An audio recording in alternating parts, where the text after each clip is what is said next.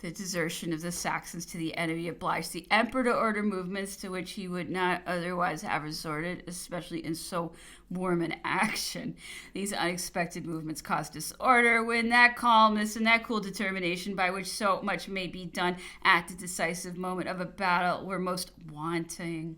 It was now necessary to think of a retreat, which had indeed already begun in consequence of the physical and moral exhaustion of the troops, which had maintained the contest since the morning under marked disadvantages. The enemy soon perceived that our troops were retiring, but his attacks were not relaxed. The bridge at Leipzig was the only passage whereby the retreat could be effected, and it was inconceivable how the staff of the army could have neglected to build other bridges.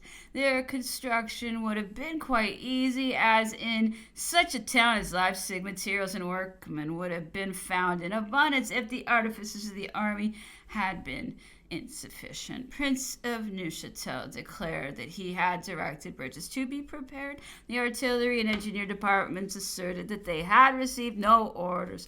Whether the neglect was in the issuing or the execution of the orders, consequences were not the less disastrous. After nearly the whole of the left and part of the center had passed the Elster, the emperor himself crossed. He desired the artillery officer who had charge of the bridge, for the destruction of which preparation had been made, not to leave the spot and not to put the match to the train until all the troops had passed over. At first, the corps proceeded along the bridge without any disagreeable accident, but such was the disorder that no one could tell whether or not his column was the last which had to pass. The enemy's sharpshooters were in advance. The pressure towards the bridge was great, and the confusion became extreme. The officer left in charge of the bridge, not knowing what was the state of things on the enemy's side, ran towards the general officer to learn, if possible, from him how far the passage had been effected, but he was carried away by the crowd and could not return. The artillerymen who were under his command, seeing German troops and Cossacks pushing forward, blew up the bridge without waiting for orders, and thus the right of the army, which kept the enemy's masses in check, was cut off. A report of this unfortunate event soon spread through the ranks. The right was in its turn thrown into disorder, and an escape was sought through fields and marshes. This completed the disaster. The troops were made prisoners of war, and Generals Oreston and Renier were taken with them. Prince Joseph Poniatowski, recently made Marshal of France, had just at this moment gained the banks of the Elster. Though wounded, consulting only his courage, he plunged on horseback into the river, where he unfortunately perished. It was impossible to be more brave than was this prince, impetuous, magnanimous, and always amiable. He was as much esteemed by those against whom he combated as regretted by the party whom he served. Thus terminated the fatal day of Leipzig, the result of which to France was the loss of a fine and numerous army and all her allies. Chapter 18. The king of Saxony remained at Leipzig. The emperor waited on him to bid him adieu, and expressed his sincere regret at having involved him in his bad fortune. The situation of the king of Saxony was a very painful one, inasmuch as he was exposed to the resentment of other sovereigns who had pursued a line of conduct less honorable than his. The Saxon army deserted from our ranks and entered those of our enemy. That was done without his order or participation. His name was, however, made use of to seduce the troops. They were told that the king had joined the alliance against France, and that the French were carrying him off. Russia neglected no paltry artifice of this kind to destroy the influence of France over the armies of the German princes. But of all the members of the coalition, he who resorted to the most unworthy means was Bernadotte. He had commanded the Saxons when he was one of our generals, and he availed himself of the advantages which this circumstance afforded to deceive them. Correspondence proclamations were actively employed, and no kind of seduction was spared after the defeat at Leipzig, which was truly destructive. There remained no other course for the emperor to take but to retire to the banks of the Rhine. The army took the road by Erfurt, Gotha, Fulda, and Hanau, but provisions were everywhere deficient. This unfortunate circumstance put an end to all order among the troops. I know not how this neglect could have occurred, but all the expense which had been laid out on the magazines was completely lost. The army, finding no means of subsistence in the villages situated on its route, spread over the country in quest of provisions. The consequence was a complete disorganization of the army. It was no longer anything more than a confused multitude, pursued by the enemy's light troops, and flying as it were by instinct to the frontier. In passing through Erfurt, the emperor left a garrison there to retard the pursuit and to oblige the enemy to make a circuit to gain the road to Hanau, whither our army was marching. The deplorable state of our affairs was soon known at Paris. It was a heavy blow to the public, as it destroyed all the hopes which it had cherished of happiness and repose. At Paris, we were informed of the defection of Bavaria, even before the emperor knew it. And what is more, we obtained the first intelligence of the march of the Bavarian and Austrian army under the command of the Bavarian general von Wrede, for whom the emperor had shown so much regard in the preceding campaigns. He arrived by forced marches at Hanau before our columns, with the design of giving the finishing stroke to the French army, which had so generously combated for the independence of his country, and which had at the same time laid the foundation of his glory and his private fortune. He who is really ungrateful is never so by halves. He was not satisfied with making his country revolt against France. He wished to give a death blow to our remaining force, and one day the Bavarians became the most implacable of our enemies. They forgot that if, instead of combating for their independence, the emperor had been disposed to sacrifice them to Austria, he would have extinguished all the resentments of that power and removed all future cause of dispute. The moral influence of the Allies was prodigiously increased by the Battle of Leipzig, while their physical force was augmented by the Bavarians and the Württembergers and by troops of all the other German states. The war minister still served the emperor with great zeal. He estimated the danger to which the army was exposed and very judiciously sent all the troops which could be collected to Mentz. At the same time, he proposed to the empress, who presided in the council of ministers, to raise and promptly organize the national guards of Lorraine, Alsace, the banks of the Rhine, and Franche-Comté. This proposition was adopted, but 1,000 difficulties impeded its execution because the arsenals were almost empty, the arms having been sent to Poland before the disastrous winter of 1812, where they fell into the hands of the enemy. It was easy to perceive the difficulties which were to be encountered in supplying the wants of the army. The position which the Bavarians had taken intercepted the emperor's communications with France, and consequently conjecture supplied the place of facts. And when gloomy ideas get into the mind, there are no limits to the forebodings of the imagination. Consternation was general. Nothing was foreseen but misfortunes, and they were not slow in arriving. An anecdote which deserves a place in history remains to be told, and this seems to be the proper time for relating it. For some time, the police established at Rome had been sending information that, according to reports received from Naples, the government of that country had listened to propositions made by the English and was preparing to join the coalition.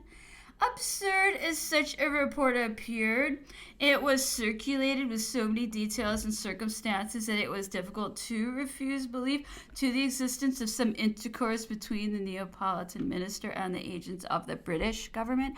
It followed then that the King of Naples, who commanded the cavalry and the emperor's army, must have given secret instructions for opening these negotiations, or that he had no objection to the Queen Regent opening them in his absence. In whatever way the business was managed, such a proceeding was not the less blamable, as the enemy must have concluded that the emperor's affairs were indeed in a most desperate state when the King of Naples was deserting him. This transaction was considered so criminal in France that public opinion revolted against it. At first, nobody seemed disposed to believe that anything had happened, as the King of Naples had the reputation of a brave and candid man. However, nothing was more true, as will presently be seen. While the reports of the Neapolitan negotiations were gaining strength at Rome, where they destroyed public confidence, I received an account from Florence of the passage of the Neapolitan of high consideration, the Duke of Rocca Romana, grand equerry of the court, through that city on his way to meet the king at the army. on comparing the period of the Duke's journey through the French departments beyond the Alps with the date of the Neapolitan defection, it plainly appears that he was the messenger employed on the occasion, and that the only object of his mission was to inform the king that everything was prepared and that nothing was wanting but his presence. This messenger passed through Lyon and, proceeded by the route of Strasbourg and Metz, fell in with the army beyond Hanau, through which town he passed before it was occupied by the Bavarians. He found the king of Naples at Eisenach, where his headquarters were, and on the report which the king received, he took his departure with the greatest precipitation. Was he ordered to go to the outpost to facilitate the march of the army, as the great difficulty of the retreat was no longer doubtful? Or was he keeping himself at a distance from the imperial headquarters to find an opportunity for escape, either because he dreaded that the emperor might obtain information of his projects, or because he thought it then advisable to withdraw himself completely from his observation? I cannot tell. But I learn almost at the same moment the passage of the Duke of Rocca Romana through Metz, and the departure of the King of Naples from the army. He traveled through Metz, Strasbourg, to the Alps, where he crossed by the way of the Simplon. He had thus the good fortune to pass through Hanau before the arrival of the Bavarian vanguard, which almost immediately after intercepted that road. In consequence of this state of things, it happened that the emperor had no opportunity to read the details sent to him on this subject until it was too late. The hasty journey of the King of Naples through France created general surprise. The first idea excited by it was that the emperor had commissioned him to assemble his army and form a junction with the force under the viceroy in order to protect Italy from an invasion which appeared to be contemplated, and the execution of which was at that time rendered probable by the movements of the English troops in Sicily.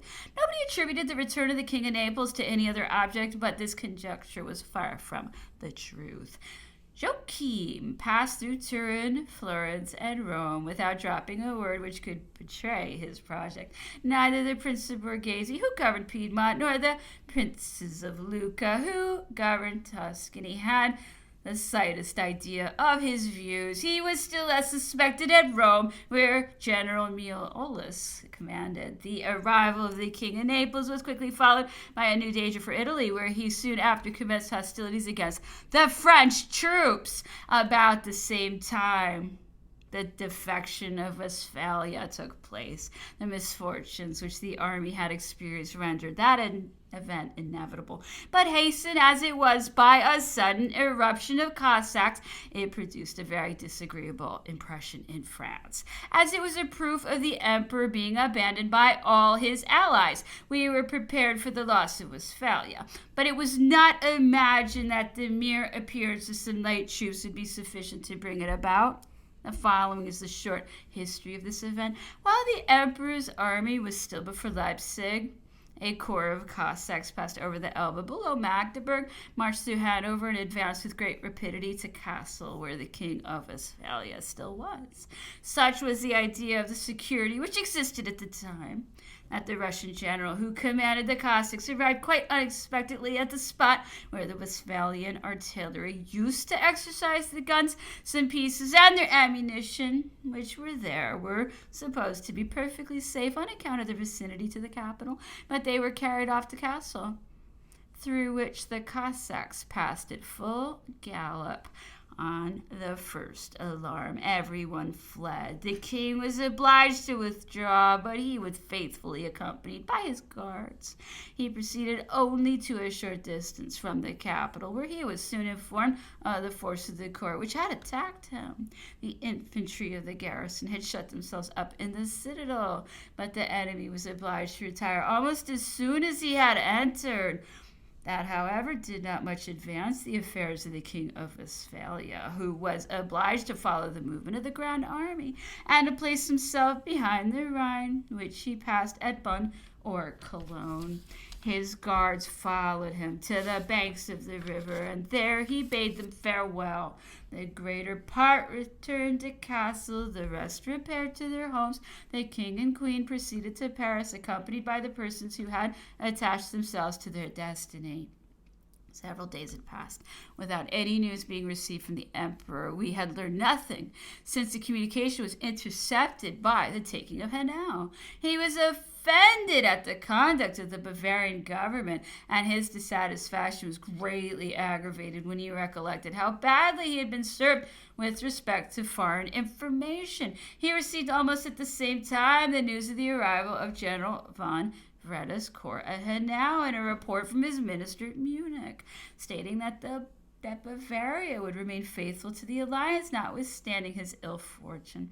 What must appear still more extraordinary is that the letter of the French minister at Munich was dated on the very day on which the treaty concluded at Ried was signed, in virtue of which the Bavarian and Austrian troops were united and marched to the banks of the Rhine. It is obvious that the French minister must have drawn up his report very inconsiderately, or have been singularly deceived, for he was too honorable a man to be suspected of treachery.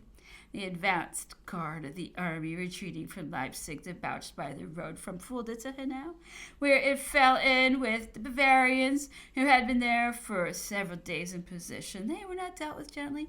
On the contrary, they were attacked with great fury, and the French soldiers showed no mercy to those who fell into their hands. They were filled with indignation at seeing troops for whom they had fought in 1805 and 1809 so perfidiously turning their arms against them. The passage was soon open. The Bavarian army took the road of the Main, and we did not choose to lose in its pursuit that time, which was so valuable for securing the retreat of the Grand Army. The march was accelerated as much as possible, and this multitude, which had more the appearance of a mob than an army, was at last conducted to Mentz. The dispersion of the soldiers from the different regiments was at its height, and to increase the misfortune, the commissariat, accustomed to reckon on success, had established no magazines at Mentz. This rendered it necessary to distribute the army through the villages and to quarter the soldiers on the inhabitants. This measure, which would have been very proper if the different corps had been reorganized, had on this occasion a disastrous result, inasmuch as it retarded the rallying of the scattered soldiers. Reverses, fatigue, and privations had so broken down their spirits that they were indifferent to everything. They stopped at the first places they came to and fixed themselves there. How much it is to be regretted the supplies of all descriptions were not formed at Mentz, where the army could have been concentrated within a space sufficiently limited to admit of the troops being frequently inspected and supplied with provisions. We should then undoubtedly have succeeded in restoring order and making this disorganized force reassume a respectable attitude, instead of which the dispersion of the soldiers rendered the activity of the general almost useless. His orders, for the most part, were left unexecuted, and the state of the army, far from improving, grew worse. Contagious diseases spread amongst the troops and completed their ruin. Never had the French army presented so melancholy a picture. Peace was loudly called for as the only means of obtaining the necessary time to remedy so many evils.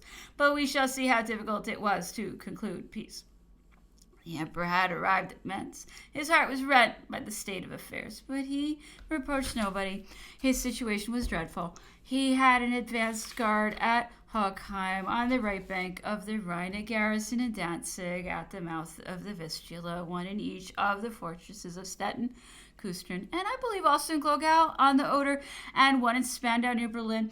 On the Elbe, he had, as I have already stated, 30,000 men in Dresden, about 18,000 in Torgau, 5,000 or 6,000 in Wittenberg, about 10,000 in Magdeburg, and 30,000 in Hamburg. He had also left 4,000 or 5,000 in Erfurt on leaving that place. All these garrisons would have given him a fresh army if he had gained the Battle of Leipzig. He lost it, and these troops not only became useless, but their absence added to the ruin of his affairs. The system of war had changed since the armies brought into the field had become so numerous. Regular sieges were discarded. A fortress was blockaded by light troops who waited quietly till the garrison had eaten its last bushel of flour. In the meantime, the great armies acted offensively against each other, and that of the two which gained the last battle made a Charlemagne. Chapter 19. Such were the afflicting results of the Battle of Leipzig, the consequences of which could never have been to our enemies if they had lost the day what they became to us. I have already said that before the engagement, the emperor had a presentiment of what would happen. He even foresaw that if he gained the battle, there would not remain to him sufficient means to give to his successor results capable of securing peace. This was his reason for wishing France to display new strength in proportion to the enormous mass of enemies whom adversity had united against us. With this view, he sent an order to the Empress Regent to convoke the Senate extraordinarily and to go there and make an exposition of the misfortunes with which France was menaced by the defection of all her allies. The Empress spoke to that assembly in a dignified and elevated tone, which gave to her youth a luster still greater than that which it derived from her high rank and birth. She felt deeply for the misfortunes of a country which she had freely adopted. She thought that each individual Frenchman was bound to think nothing of any sacrifices which could prevent the ruin of the national edifice. She was listened to attentively and inspired everybody with the most lively interest for her. She departed from the hall of the Senate amidst the most respectful enthusiasm of the whole assembly.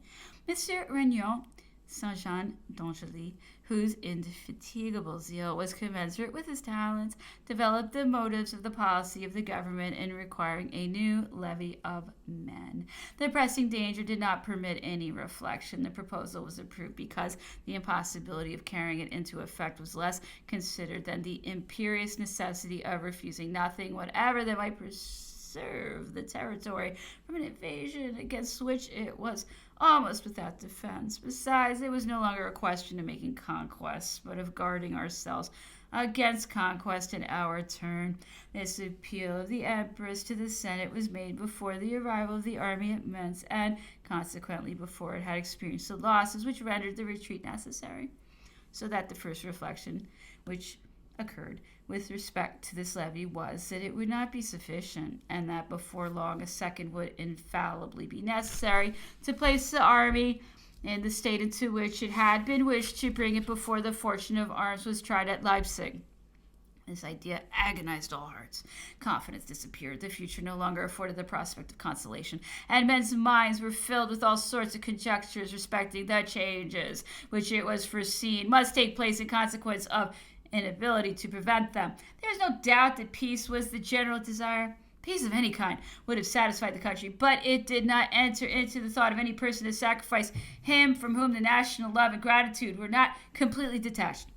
The progress of events produced successive changes in those dispositions. I shall give an account of them in the order in which they occurred. As soon as I was informed of the Emperor's arrival at Metz, I transmitted to him a description of the gloomy appearances which I perceived around me, and I urged him to come to Paris and give impulse to that national movement without which there was no chance of safety. Time was flying fast, and malevolence added to depression would have operated more powerfully than any impulse that could have been given from Metz. The Emperor arrived in Paris at the beginning of November, attended by all who had followed him to the army, a circumstance which occurred almost immediately after the Emperor's arrival, for the moment suspended the gloomy anticipations which had taken possession of the public mind. The French minister of the Duke of Saxe-Weimar was seized by a detachment of the enemy's troops who violated the residence of the Duke. He was sent to Toplitz, then conveyed back to the headquarters of the Allies, and then summoned to Monsieur de Metternich, with whom he had a long conversation, of which he rendered an account on his return. After having been, said Monsieur de Saint-Aignan in his report, treated during 2 days like a prisoner of war at Weimar, where the emperors of Austria and Russia had fixed their headquarters, I received orders to set out for Bohemia with a convoy of prisoners. Hitherto I had seen nobody, nor made any remonstrance, conceiving that the title with which I was invested ought to be a sufficient protection. Besides, I had already protested against the treatment to which I was subjected. However, I now thought it advisable to write to the Prince Schwarzenberg and Count Metternich to represent the impropriety of the proceeding. Prince Schwarzenberg immediately sent to me his aide-de-camp, Count Parr, to apologize for the mistake that had been committed and to invite me either to his residence or to that of Count Metternich. I proceeded immediately to the latter because Prince Schwarzenberg was not at home. Prince Metternich received me with the most marked politeness. He made some allusion to my situation from which he took upon himself to relieve me.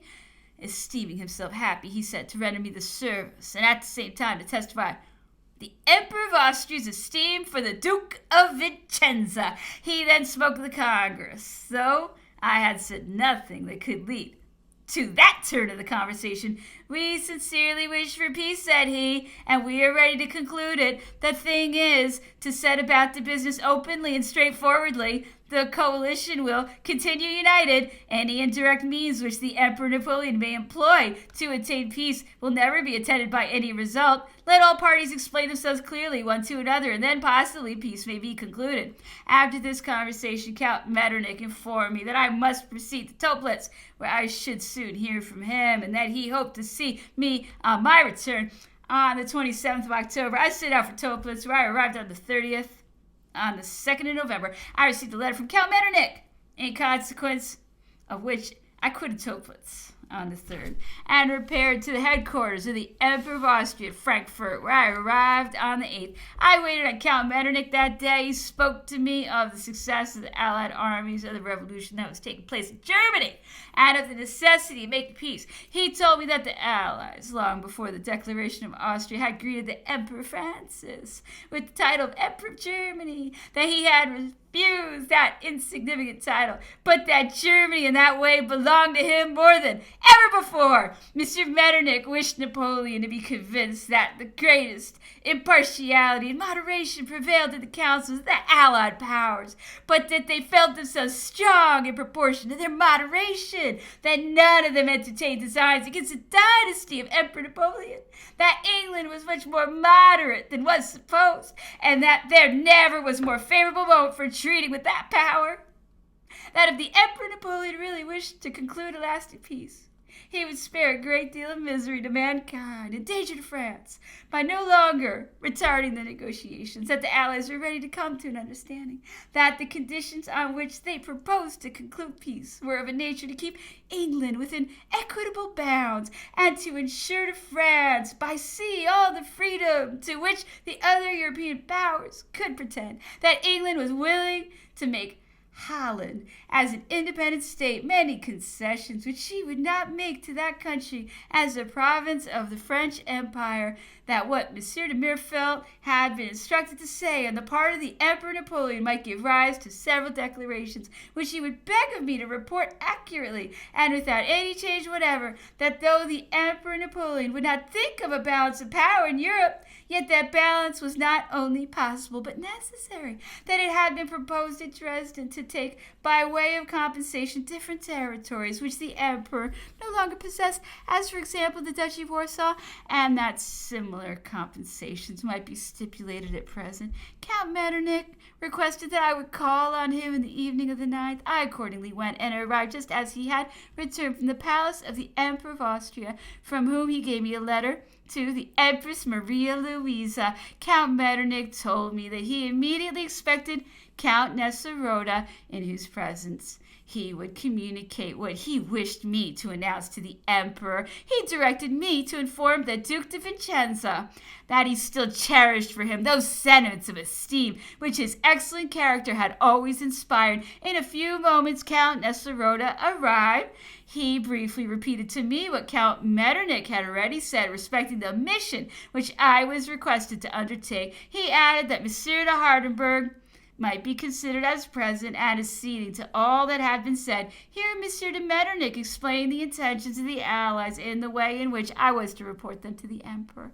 When he had concluded, I replied that as my part was that of a listener and not a speaker, all I had to do was report literally, word for word, what had fallen from him, and that to ensure accuracy, I requested permission to write it down merely for my own use, and that I would submit my memorandum to his examination. Count Nesselrode proposed that I should prepare this memorandum immediately, upon which Count Metternich conducted me to another apartment, where I wrote as follows.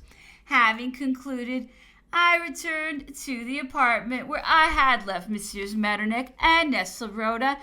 On my entrance, Count Metternich said, "Here is Lord Aberdeen, the English ambassador. As his intentions coincide with ours, We may continue our conversation in his presence. He then requested me to read what I had written. When I came to the article concerning England, Lord Aberdeen appeared not to understand it. I read it a second time, and he then observed that the freedom of trade and the right of navigation were very vague expressions. I replied that I had written what Monsieur de Metternich had instructed me to communicate. Monsieur de Metternich observed that these expressions might certainly embarrass the question, and that it would be better to substitute others in their stead. He took the pen and wrote that England would make the greatest sacrifices for a peace founded on these bases, those mentioned above. I remarked that these expressions were no less vague than those that had been canceled. Lord Aberdeen was of the same opinion. He said it would be better to restore what I had first written, and again repeated the assurance that England was ready to make the greatest sacrifices, that she possessed much, and would restore liberally. The remainder of the memorandum being found conformable with the communication that had been made to me, the conversation turned on indifferent subjects. Prince Schwarzenberg now entered, and we went through the whole business again. Countess Rhoda, who left the room for a moment during the conversation, on his return charged me on the part of the Emperor Alexander to inform the Duke de Vicenza that His Majesty would never change his opinion of his character in good faith, and that if he were appointed as the negotiator, everything would be speedily arranged. I was sent out next morning, the 10th of November, but Prince Schwarzenberg requested that I would wait until the evening, as he had not yet had time to write to the Prince of Neuchâtel. In the course of the night, Count Vona, Prince Schwarzenberg's aide-de-camp, brought me the letter and conducted me to the advanced post. On the morning of the 11th, I arrived at Memphis. Thus we were to relinquish all that remained of our conquests, to sanction the consequences which our reverses had entailed, to surrender Italy, to evacuate Holland, and all this for obtaining not peace, but the opening of negotiations, which would not protect France against the ravages which threatened her. No propositions could be more unacceptable and suspicious, yet they were not rejected. They were transmitted on the 15th of October. And on the 16th, Monsieur de Bassano replied that a peace founded on the independence of all nations, both in the continental point of view and in that of maritime relations, had always been the object of the Emperor's wishes, and that he assented to the meeting of the Congress at Mannheim. But the political horizon was now changed. The reply was not thought sufficiently clear and precise. The cabinet of the Tuileries did not admit distinctly enough the basis which had been proposed. This was merely play with words, but circumstances were too serious to admit of any remonstrance. The Duke de Vicenza, who succeeded the Duke de Bassano, reiterated the concurrence in the terms required by Metternich. New difficulties then arose. The sovereigns were not all at Frankfurt, and the negotiations could not be opened until their determination was known. The Emperor severely felt the deception that was practiced upon him, but everything conspired against us. An epidemic had broken out among our troops. Fatigue, privation, and above all, depression of spirits had generated disease in our cantonments. Our hospitals were filled, and our troops, whose courage wasn't daunted before the enemy, could not bear up against disappointment and want. Every day produced a diminution of those ranks which the sword had already frightfully thinned. Things were going on no better in Spain. Marshal Soult had taken the command of the army, beaten at Vittoria, having by great efforts succeeded in reorganizing it. He resolved to make a bold attempt to mend our fortune beyond the Pyrenees. The English and Spanish army, which had advanced on the Bitsoa, was blockading Pamplona with a division, while at the same time the bulk of its forces was pressing the siege of Saint Sebastian. Marshal Soult was very wisely determined to take advantage of these circumstances and to cut off the division. He marched by the left and arrived before Pamplona while Wellington was yet under the walls of Saint Sebastian. The attack commenced, and Marshal Soult's well-contrived plan would have been crowned with success had not a deluge of rain, which descended in the mountains, forced him to recall his columns. The English were not impeded by the same obstacles. They had no defiles or ravines to pass, and they arrived at a quick march just when we were ready to resume our operation. Another misfortune intervened. Marshal Soult had ordered General Drouet, who commanded an intermediate position from whence he kept in check an English corps under General Picton, to march and join him, concealing his movement. Precisely the contrary ensued. The English corps, commanded by General General Picton rejoined that of Lord Wellington before Pampeluna at the moment when Marshal Soult was attacking it, and General Drouet did not appear until all was over. The corps which Drouet was to keep in check penetrated Marshal Soult's right flank and obliged him to retreat with considerable loss. The mischief was now irreparable. The troops commanded by Drouet were thrown into disorder, and there remained no alternative but a speedy retreat, in the course of which every sort of privation was suffered. The English army being once concentrated before the walls of Pampeluna, there remained no possibility of intercepting its line of operations, but even after the concentration was effected, Marshal Soult would yet have succeeded in relieving the fortress, had he been joined by General Drouet, as he hoped to be at least when General Picton's corps appeared on the field of battle. This attempt not having been successfully followed up, Pampeluna capitulated, and we lost our last stronghold in that part of Spain. This unfortunate event could not have happened more untimely. It extinguished all remaining hope of extricating ourselves from the fatal situation into which we had been plunged by an extraordinary succession of reverses.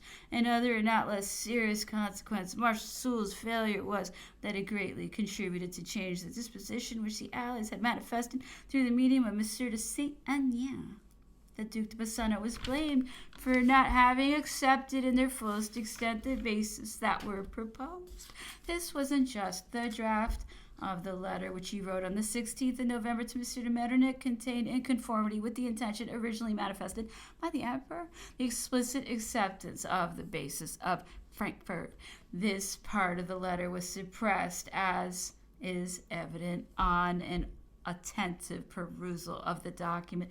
This omission was purposely made. Napoleon, who had ascertained at Prague the degree of confidence due to the Allies when they spoke of peace, conceived that they might easily disavow what had been said in a confidential conversation to an individual who had no mission and no special character, and that it would be more advisable to induce them to give official consistency to their propositions.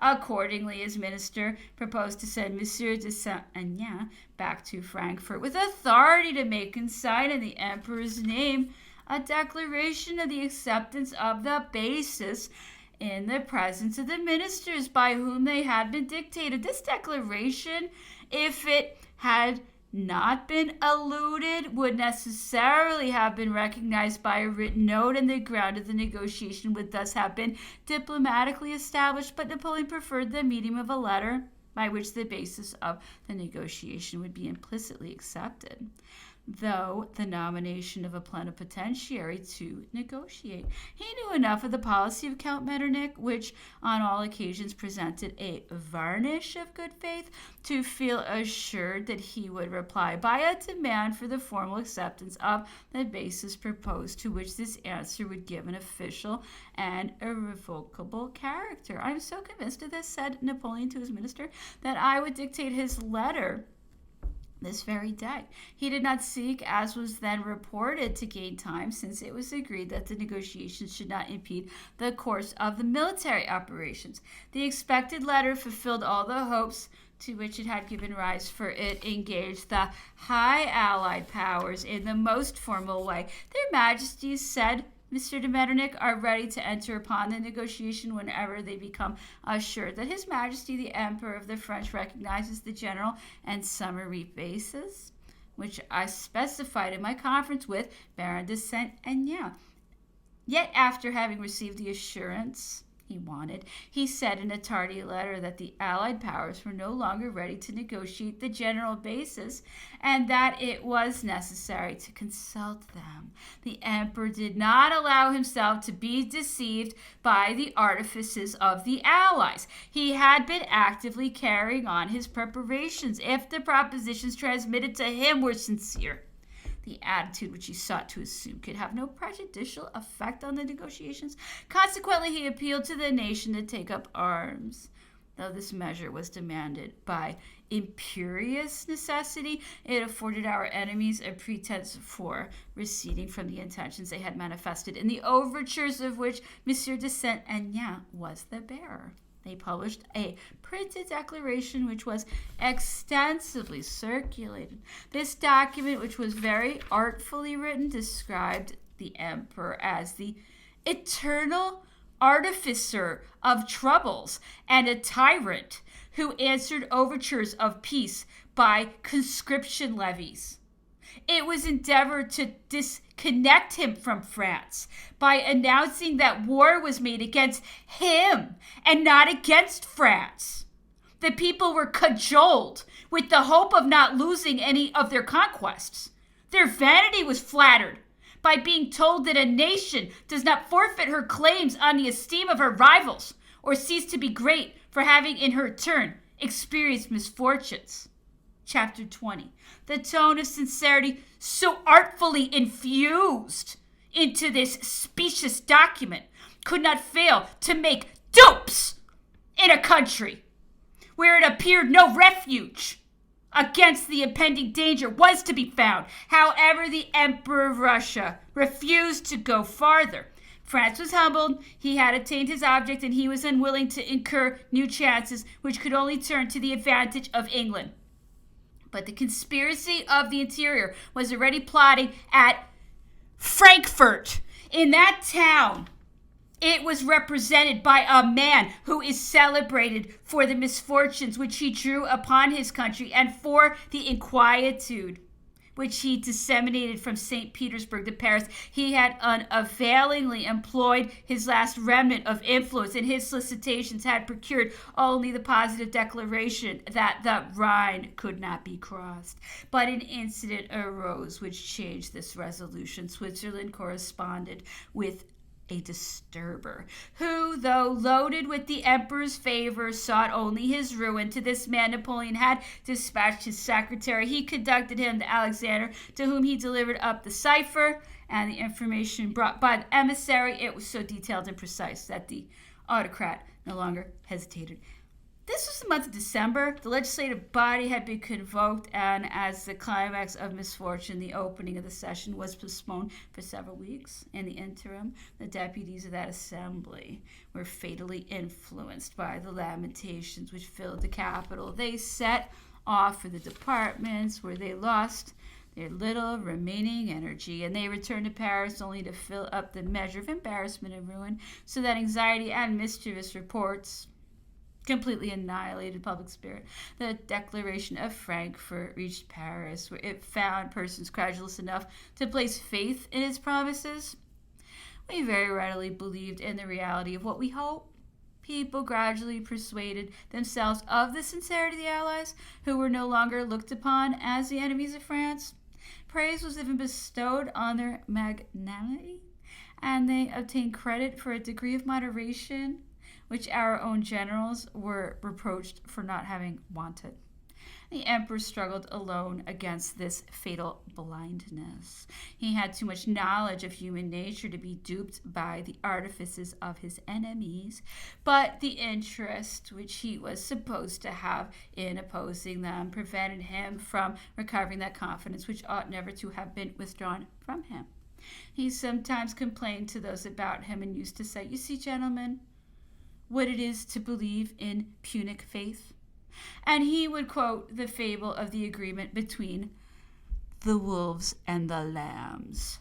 His courage and tranquility of mind remained unshaken. He labored day and night to create an army capable of defending our territory, but the conscription lists no longer presented disposable men, and the arsenals afforded but meager resources. All had been exhausted for the campaign of 1812 and the campaign of Saxony. Since then, but little had been done. Muskets, for one thing, were totally wanting. For several years past, the emperor had been advised to make use of those which had been given to the National Guard. These arms were nearly all that the arsenals contained, but they were in such bad condition that it was necessary to get them repaired. This situation was cruel. The emperor had therefore good reason frequently to repeat, "But why was I not told of all this? Why was the state of the arsenals kept from me?" The deficiencies in the supply of houses of every description was extreme. for this branch of the service was not less exhausted than the others. It was hoped that money would overcome the difficulty. The emperor possessed a considerable treasure, the fruit of his economy. He transferred 38 millions to the public treasury, but this resource was far from being sufficient to meet the exigencies. The credit of the government was shaken. Without money, it was impossible to rely with certainty on anything. Under these circumstances, it was resolved to have recourse to the sale of the communal estates.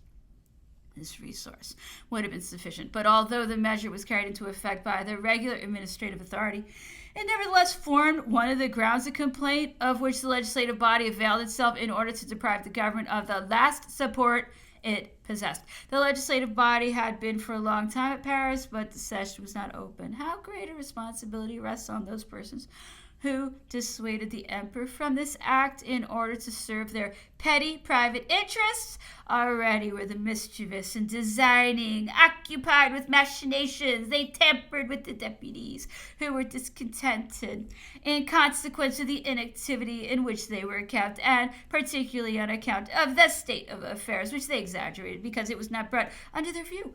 They soon began to make all sorts of reflections, and this amongst others, that if the Constitution had been stronger, if the resources, both of the population and finance, had not been so entirely placed at the disposal of the government, such misfortunes would not and could not have happened. Private resentments mixed themselves with these reflections. The legislative body contained some old public functionaries who imagined they had cause to complain of the emperor, those especially who had obtained neither favor nor distinction. They believed that a favorable moment had arrived for bringing him to a strict account.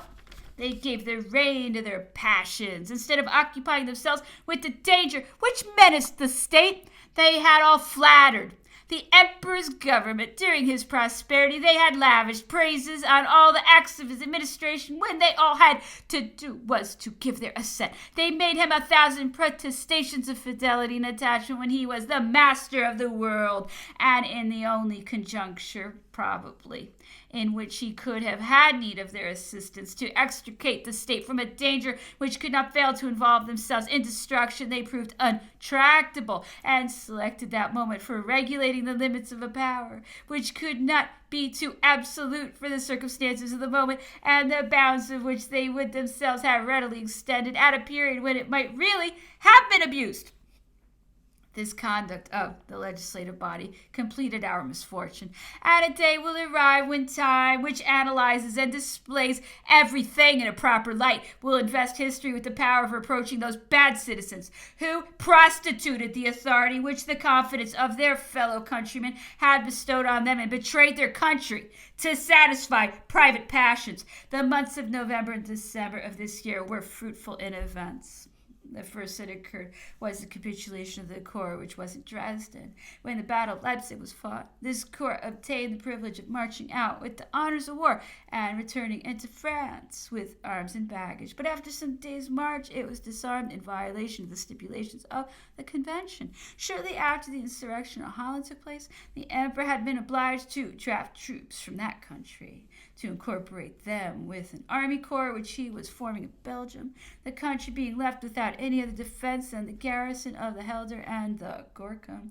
A Russian corps advanced from the bank of the Ems to those of the wall, past the latter river, and presented to the numerous body of the discontented in Holland a rallying point of which advantage was readily taken.